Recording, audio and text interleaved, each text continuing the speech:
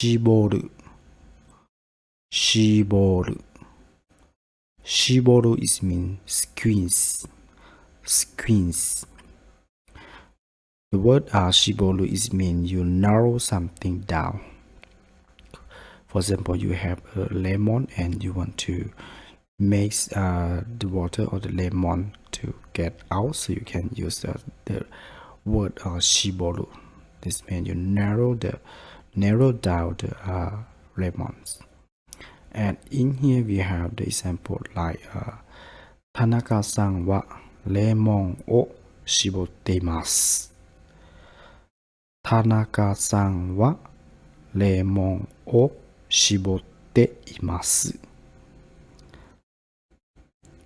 Which means 田中さん is squeezing the lemon. 田中さん is squeezing the lemon.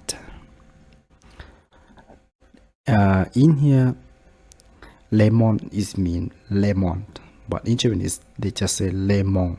Lemon is mean lemon in English. And shiboru, shiboru is mean squeeze, squeeze.